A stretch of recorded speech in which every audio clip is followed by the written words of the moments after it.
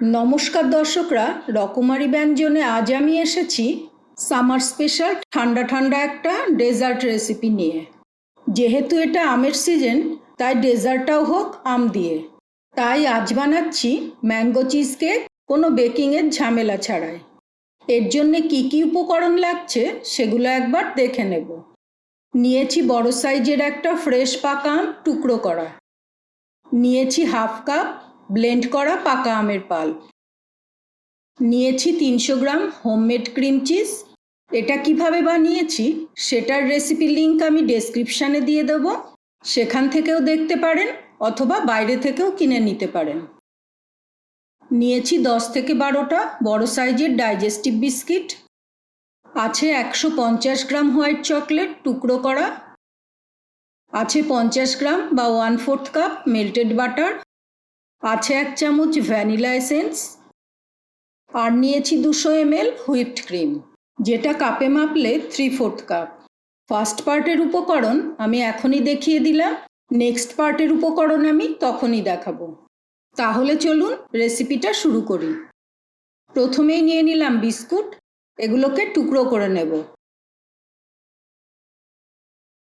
এবার একটা গ্লাসের সাহায্যে এভাবেই আমি বিস্কুটগুলোকে মিহি গুঁড়ো করে নেব।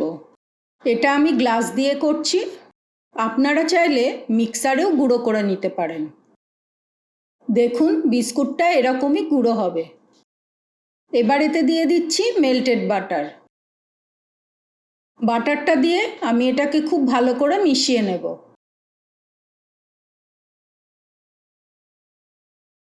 দেখুন মিশ্রণটা এরকম হবে।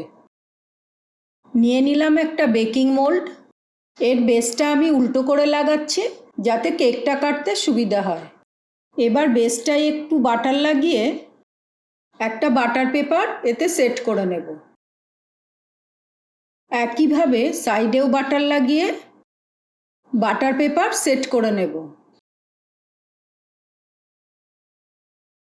বাটার পেপার লাগিয়ে নিয়েছি। এবার বিস্কুটের মিশ্রণটা এর মধ্যে দিয়ে দেব আর সমানভাবে ছড়িয়ে নেব। আর চেপে চেপে এটাকে ভালো করে বসিয়ে নেব। এটা রেডি হয়ে গেছে। এবার 20 মিনিটের জন্য এটাকে ফ্রিজে রেখে সেট হতে দেব। এবার আমি হোয়াইট চকলেটটা মেল্ট করে নেব। প্যানে কিছুটা জল গরম হতে দিয়ে ওপরে বসিয়ে নিচ্ছি আর একটা পাত্র। এতে দিয়ে দিলাম হোয়াইট চকলেট। এবার এটাকে আস্তে আস্তে নাড়াচাড়া করতে থাকবো।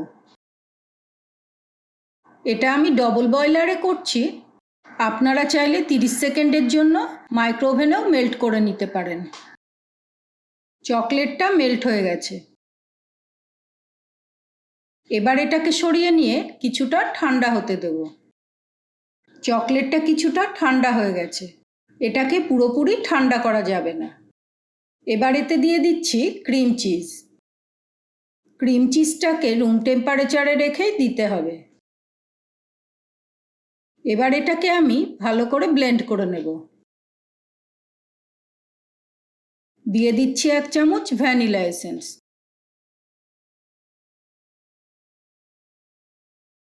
এবার দিয়ে দেব কিছুটা করে আমের পাল্প আর এটাকেও ভালো করে মেশাতে থাকবো।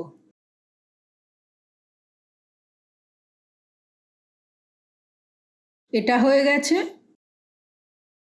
এবার আমি ক্রিমটা রেডি করে নেব। একটা পাত্রে নিয়ে নিলাম হুইপড ক্রিম।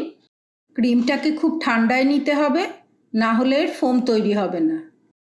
এটাকেও ভালো করে ফেটিয়ে নিতে হবে।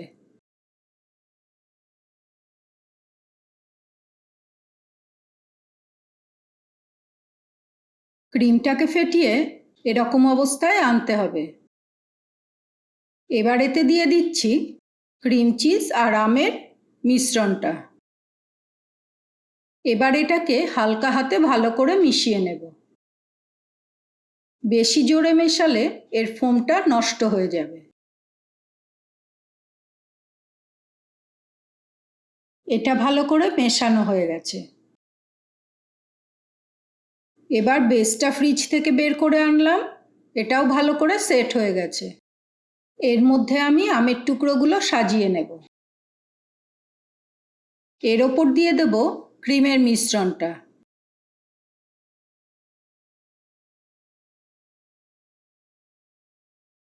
এবার এটাকে ওপর থেকে সমান করে নেব আর একটু ট্যাপ করে নেব যাতে ভেতরে কোনো গ্যাপ না থাকে। এবার এটাকে ঢেকে 30 মিনিটের জন্য ফ্রিজে রেখে দেব। কিছুটা সেট হলে এর ওপরে একটা লেয়ার দিয়ে দেব। নিয়ে নিলাম 2 চামচ মতো ম্যাঙ্গো জেলি প্রিমিক্স। এখানে আমি এই জেলিটা ইউজ করছি। এতে দিয়ে দিচ্ছি 1/2 কাপ পরিমাণ গরম জল।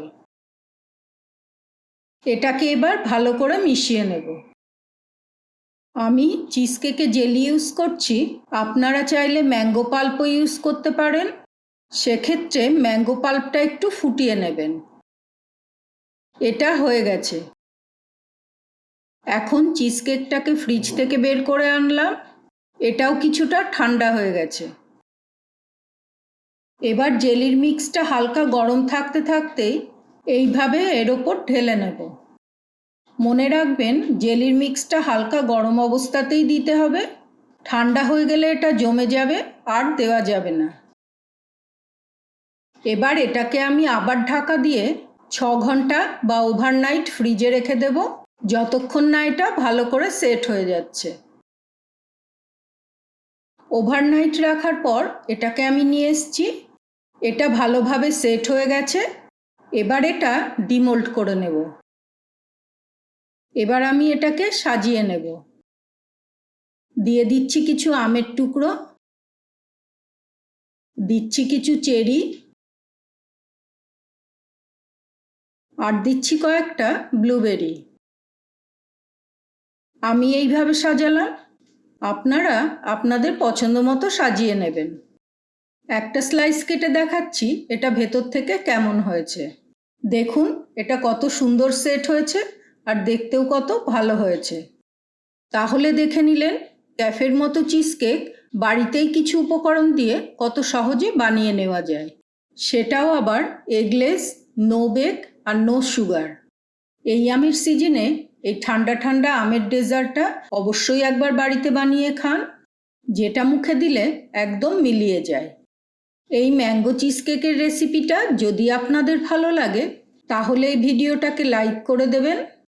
এই সিজনে আপনারা অবশ্যই এটা একবার বাড়িতে বানাবেন। কেমন হলো অবশ্যই কমেন্ট করে জানাবেন। ভালো লাগলে অন্যদের সাথেও রেসিপির ভিডিওটা শেয়ার করবেন।